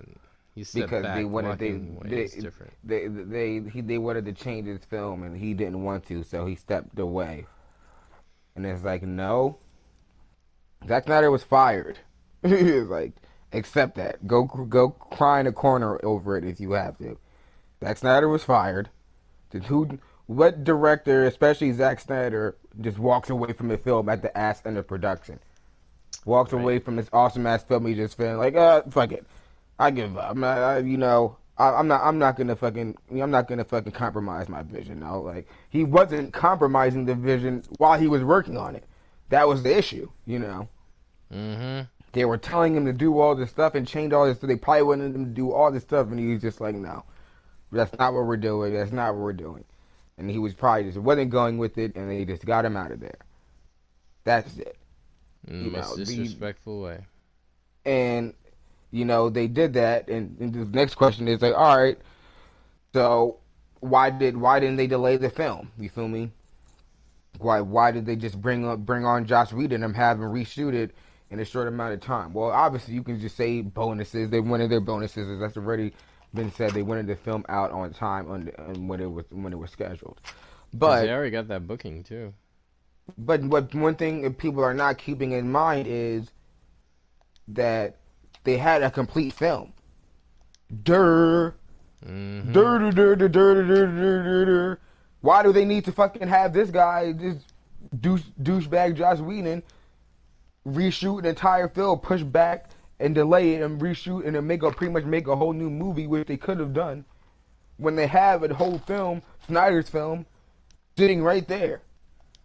So what did they Mm-hmm. do? They just told Whedon to just rework Snyder's film. That's all they did. We didn't shot a few shots, and that's why I'm not gonna say a few shots. He shot a lot of shots, but not shots in the sense that you would think actual shots. What he did was he did a lot of green screening. He did a lot of face changing. He did a lot of body swapping. You feel what I mean? Putting characters into different scenes in different spots. But ultimately, he was just filming over and reworking scenes that Snyder already shot. You know what I mean? Mm-hmm. That was the only way they were going to be able to get it off, and that's the only reason why they even agreed to really letting that happen, because they thought they can pull it off. They're like, listen, we have a whole 3.5 hour film right here, Snyder's film. We'll bring you on, rework this film, shoot whatever films you need to tie up any loose ends, and we'll release that. They want to see if they can pull a fast one. And that's it. And then people ask, oh, well, why were they reshooting scenes that were already shot? To cover loose ends, to cover story threads. That's why a lot of scenes, like a lot of people said, like the scenes in the movie, they cut back and forth from Snyder shots that Whedon shot so quick, literally by the second sometimes. It'd be like 1 second it's a Snyder shot, next second it's a Whedon reshoot shot. Because what they're doing is they were reworking the film. The moments where the film would have went this way is like, all right, we'll shoot Flash like this, have him say that for like this 1 or 2, like 5 seconds, and we'll put it in there, and then that will lead the conversation and things to go there. You know what I mean? That's all they did. Like Mm-hmm. even in scenes like when they were supposedly in the Batcave, they were not in the Batcave. They were in Wayne Hangar. That was not the Batcave. Mm-hmm. So they're just reworking scenes, and then when they're in there and they're talking, what do? They just rework scenes and put Aquaman next to Gal Gadot. She's not really there. But as you can see, even in that scene specifically, it's just shifting from scenes that Snyder shot. Then all of a sudden, it's a reshot scene. Then the scenes that Snyder shot. They're literally reshooting like seconds to minutes worth of shit. You feel what I mean? Just using it to rework. That's why it definitely explains why he said that Josh Whedon had 80 pages of reshoots. I mean, Mm. 80 pages of rewrites because the rewrites where it was what was going to benefit and help them rework the film in a direction where they wanted it to go. Because like, all right, we have the whole film right now that Snyder made, so we'll rewrite it. You feel what I mean? And see where we can cut out and take the storyline, and then we'll work that into the movie. That's all they did. So like, we're gonna cut out this, we're gonna cut out that, shorten down the storyline. You feel what I mean? All the stuff, pretty much a lot of the stuff that they really needed was already there and shot. We only shot what, one action scene, the one with Batman. That's the only scene that they really say on record that like, oh yeah, we didn't shot this action scene. Ugh, that was horrible. And then in the race at the end with Superman and Flash. Mm-hmm. That's what I'm saying. But they were low key. He was low key shooting small ass segments of shit. But it wasn't really about what he was shooting. It was about what he was writing, because what he was writing was used to rework and like I said, cover those plot lines of the things that were in the original film. And people, a lot of people have said, you watch the Justice League, there'll be moments where it seemed like things were feel like they were supposed to go a different way. Then all of a sudden, a character says some dumb shit, and it goes a completely different way. Because Mm-hmm. that's all. It really comes down to the lines that they use to reshoot to bring the storyline into certain directions. So they were able to skip over certain things and cut certain things out. Even the scene with the Flash and all that. In the trailer, it's clearly he has a more serious response. But in Justice League, when he goes to meet him, he's mad upbeat, and he stays upbeat. You can tell that there's some reshooted lines in there. And then as you continue on in Justice League, Flash is a goofball. You feel what I mean? Completely a goofball. Like, not even just a little bit. You feel me? A complete goofball.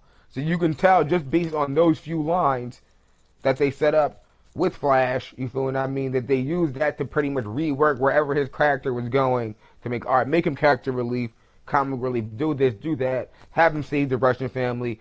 You feel what I mean? Little ass scenes that don't, like, think about it. Like, you can even tell how that scene was shot. The Russian family is nowhere even around where the action is happening. All of a sudden, it's like, oh yeah, we have to go do something. Another 2 second scene that's stupid. You feel me? There's people that need saving. You feel me? Flash is running. You feel me? The scene where he's even running and all that's all red, it's bad. You feel what I mean? It's like they just threw it together. You feel what I mean? Like, It's so it's like none of this stuff sloppy. was, yeah, none of this stuff was supposed to happen. It's like quick little reshoots that they did to, you feel me, to make the story coherent and make sense around the story that they already had in the film. They were already gonna have the final battle over there. A lot of the action scenes were already in it. There's probably even more action scenes that did not make it in. That's what I'm saying. Mm-hmm. They're even saying that there was definitely a fight at Star Labs that we did not see. Oh, even the Aquaman fight, they said that was too violent, so they had to take that out in You see Atlantis. what I'm saying? Mm-hmm. They pretty much reworked Snyder's film. That's all they did. That's why when it really comes that's why his name is really still on it for them. They really just did some dumbass shit. And Whedon did try. He did try to get a director's credit.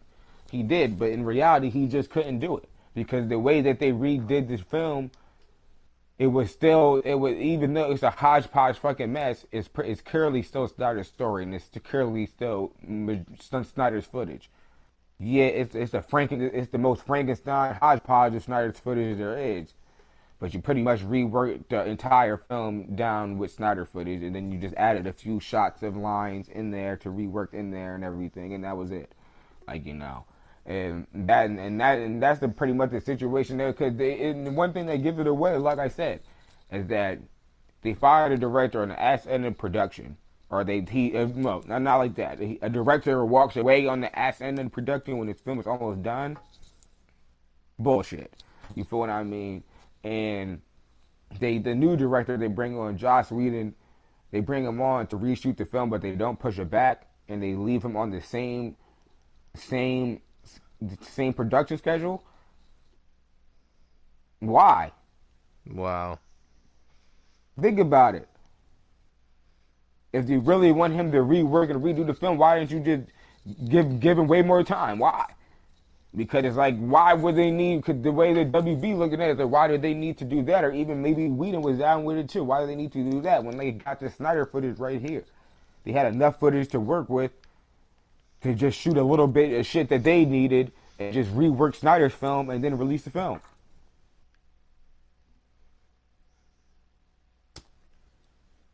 Wow.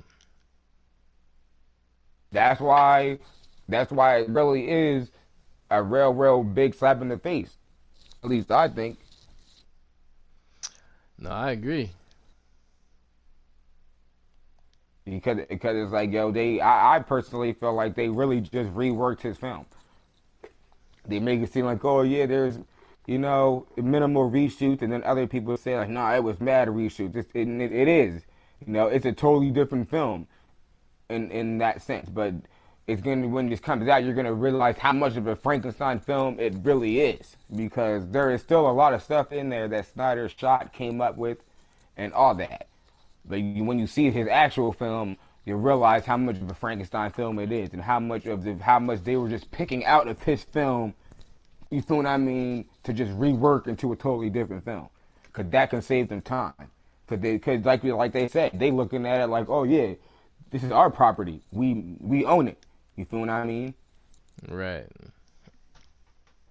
So and on top of that, that was the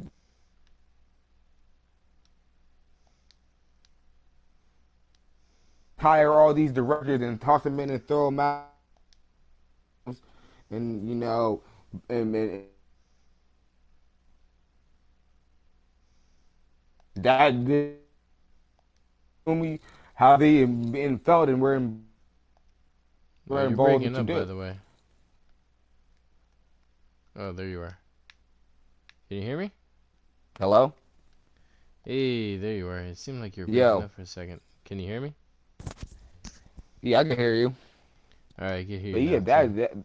that's what they were clearly emboldened to do. That it's like, this is our film. We own it. So we just need you. We already had the film here. Just rework the film of what we got right here. How we shot into something that we like, and then release it. We'll give you a little budget. You feel what I mean? We'll give you a little bit of extra time, a little bit, because we still want it to come out on time. Nowhere near enough to actually reshoot a whole film of this magnitude. You feel what I mean? Like, and that's it. It's like, yo, there was no way around it. It's like everything about the film, even if it's a Frankenstein film, it still has Snyder's mark all over it. Like even down to the creative style and the art style. Mm-hmm. Like, there were parademons all up in that film. Those are parademons that Snyder came up with. You know what I mean? You think they were just shooting new parademon scenes? No, they were just taking the parademons that Snyder made for his film and then putting them in this. You know what I mean? Like, And just taking out the scenes where they were actually a threat. ex- you feel what I'm saying? It's total Like nerfing. people are It's actually thinking like, neutering. oh yeah, that they actually got the actors back and like reshot a whole segment of the film, like 80% of the film and shit with whole. It's like, nah, they didn't do all that. Not in the way that you think. Not in the way that people think. You feel what I mean? Like they shot a whole bunch of little ass scenes and a little ass shit. Mm-hmm. Especially specifically when it focused on Superman. That's why they seen a lot of you feel me leaked footage of Superman being reshot, because they were shooting a lot of little shit of Superman to rework into the film that was already there. Mm-hmm. Even at the end of the film, when you see Wonder Woman go for it, and that's the first thing that people were been saying that from the beginning. Like, yo, when Wonder Woman goes up for that last slash, that shit looked mad weird. It didn't even look angled right. But And she would. it was still the same thing. That was still kind of essentially the same thing. Where Wonder Woman lays the final blow. So it's like, yo, clearly they used the shot that Snyder shot of Wonder Woman going for the final blow. You feel what I mean? And then they just shot a bullshit ass reshoot in there. They probably could have changed the background and everything. We don't know. That's what I'm saying. They could have that whole spot where she landed and cut his axe. They could have just changed that whole background. That could have been the boom tube behind them. You feel what I mean? And that Mm-hmm. could have been Steppenwolf's head coming off. Like they just changed all of that. That's all they did. But it's still that was still shot by, especially when the close up with Wonder Woman, that was probably shot by Snyder. That's what I'm saying. Like a lot more scenes in there than people actually believe. Like the core scenes of it, like the principal photography of it, was shot by him. That's why Exactly. that's why it's really a Frankenstein film. Like it wasn't. There wasn't no. Whedon wasn't. No, he didn't. They didn't fucking put sets back together and do all this extra shit and really give Whedon the range. They gave Whedon their range to put his grubby little fingers all over Zack Snyder's film Pretty much. and really Ugh. work the film that he made. And that was pretty much it. Like, The amount of disrespect is astounding. yeah, it is. It is very disrespectful. Like, because I'm trying to tell you, these studios, they talk, they know each other, they steal their tactics, each other's tactics and everything. You think like, oh, just because like WB is copying, trying to be like Disney and all that, how you know the MCU is, you think they're not trying to copy how they weren't trying to copy how they move too? Like Mm-hmm. Disney was the first one kicking directors off of projects that were working on them for mad long and everything, and saying like, no, we're not doing that. We're doing this now. You're done. You know what I Exactly. mean? Disney was doing that first, and then we're like, yeah, we got this. We got this random bland ass guy that's gonna take the money and just do whatever he want and rework the film to what we want. Disney was doing that first. Disney did that with Ant Man. Disney did that. Disney did that with Mad films. They did that with the Star Wars films. They did that with a few MCU films. This Like, is come true. on. And then all of a sudden, and then who else is doing it? Then out of nowhere, WB started doing it too. The WB's reworking Suicide Squad and letting trailer companies re-edit Suicide Squad, the entire movie. Like, huh? Yeah, that's right. Like, what the hell? That's never happened in here. You're letting trailer companies and all that, like, yeah, just re-edit this whole movie for us. Like, word. Like that's some shady, underhanded shit. I'm trying to tell you. Like It's ugh. you're taking mad respect from away from your artist. Also their prestige is going down. It's like they don't even know what they're doing. They did the same thing with BVS, and then all of a sudden, with Justice League, they're like, all right, yeah, we can just move out Zack Snyder and just bring in Whedon. It's like, where did this culture come from? Because WB sees a competitor doing it and it's working for them, and they think, like, oh man, it's gonna work for us too. Like, y'all are stupid, man. And that's really what happened. And you can say that's what happened because that's what they've done it because it's been done before in the industry before. All these other directors aren't saying anything about it, and it just wasn't of that magnitude. Like Lord and Miller and all that, they saying that Lord and Miller's pretty much shot damn near the majority of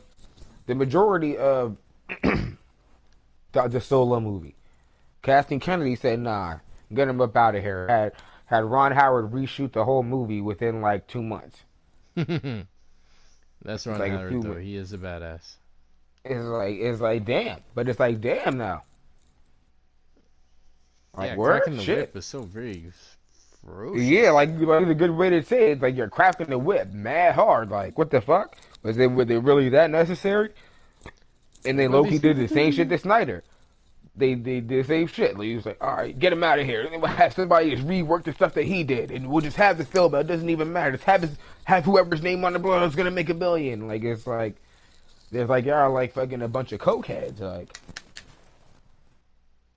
the way you operate, it didn't even make it. It's like, and that's why I be telling people like people are trying to make too much sense of it when it's really at the worst possible scenario you can think. Is what Mm-hmm. happened because it's clearly that's what it was.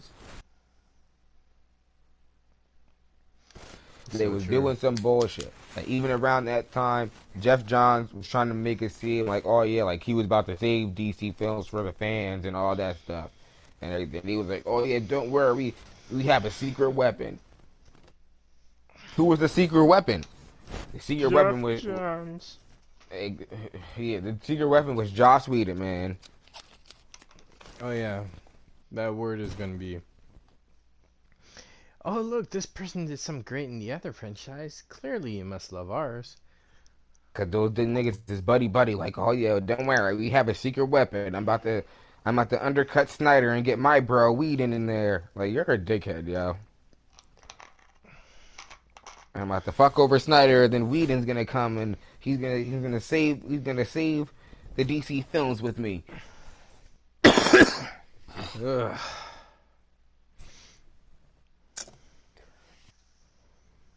Real shit though. That's like they really came about it mad unprofessional, bro. I'm trying to tell you because that was just the culture of the time around then.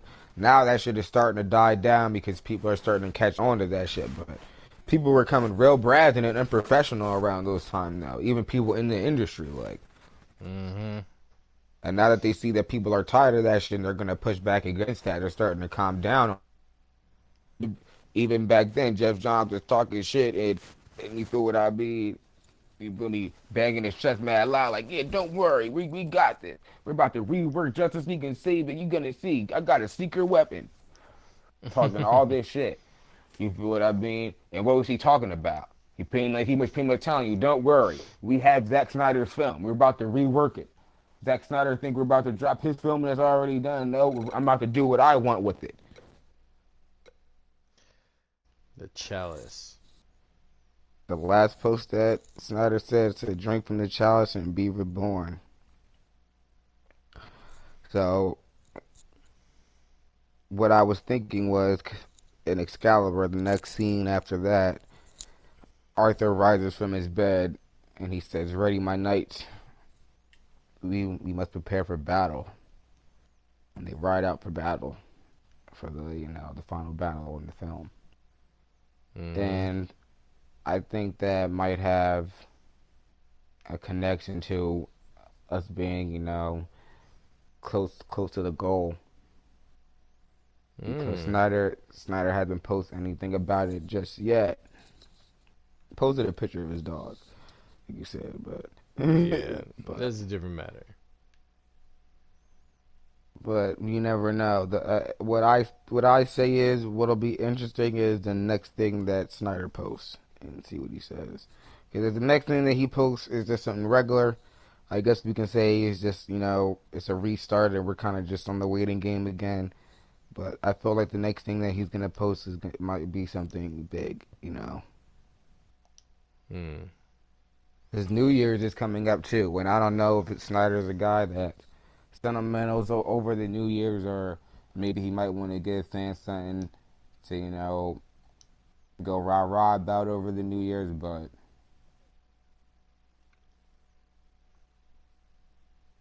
I think we can hope for something good. I feel like the next post would be related to a release. And I'm saying that out of hope, but also my best educated guess. I think it would have to be like what could top all these posts? That's what my question is. What's the next thing to top the next one? Either a reveal or getting closer to a release date. It's either one of the two. Cause I don't think he's gonna. I don't want to shit on anyone's parade, but I don't think he's gonna Mm-hmm. reveal Green Lantern through a post because I think obviously whoever's playing the actor Green Lantern is important. That's kind of going to be important. So I don't think he's going to want to reveal that right away. Mm-hmm. So I don't think we should expect like a Green Lantern post or a Hal Jordan Green Lantern post. We could get a post of some Green Lanterns or something. But you could be right. The next step could just simply be like the proper release or announcement. Or if we're gonna still keep going down the rules set up by Excalibur, then the next post could be Ready My Knight.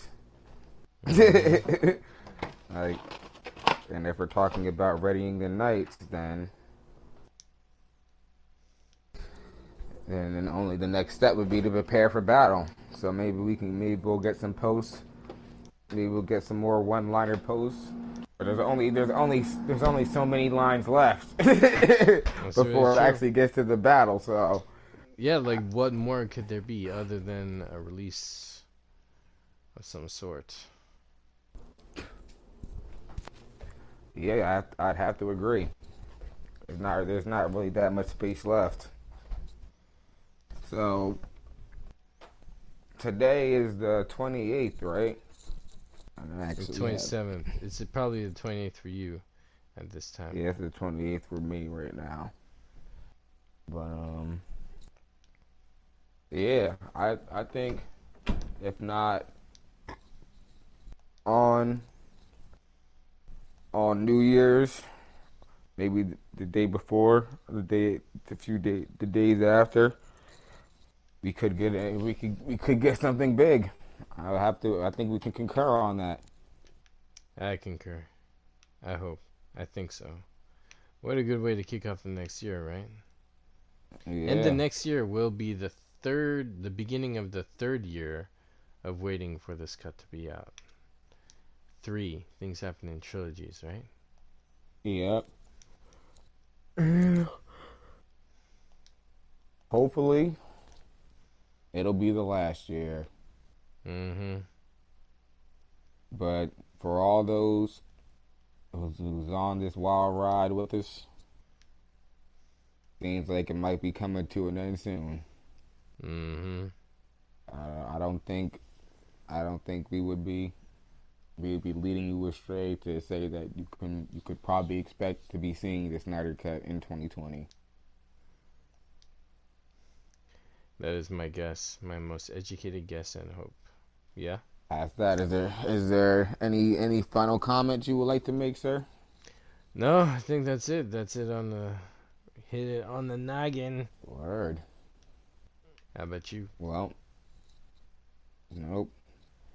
And it doesn't seem to be anything that I'm thinking of that we might have missed. We did Yeah. we did talk about Star Wars for a little while, so maybe we can chop that and make it its own separate thing, separate video.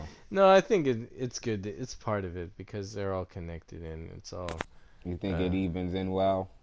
I think because these are all parallels and things that go on with works of such visionaries. You know what I mean? So it's only fair. Very It makes cool. sense. Well, yeah. If as long as it's not too off the mark, then Nah, because we are facing a rebellion against an empire. oh yeah, and release the Snyder cut, or let's just say RT Snyder cut at Twitter has made it to 221K tweets, Oh hell yeah! 21 4K tweets. Nice. That is really cool. Yeah, so or no, I said that wrong. 21.4K followers. Wow. So 214. So get a look at that before another 1,000 people follow.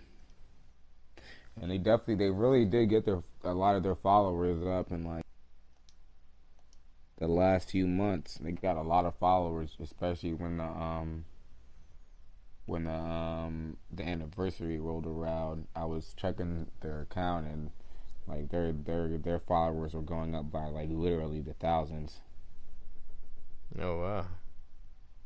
So yeah, it's good to see them now. I can see them breaking 30K, maybe even 50K, 2020. Rightfully so. A lot of people are for the cause, and I appreciate that. So wherever you are, make sure you're hashtagging release a Snyder Cut, add a thought to it or whatever, but keep the movement strong. Yeah, don't give up hope either. It's coming. Mm-hmm. Hold on a little longer. That is for sure. Well, with all that being said, 44, And your boy Kojay, Kojay. Doris Wall, have a nice day. All Or right. at least the Snyder Cut. Hell yeah. See you next episode.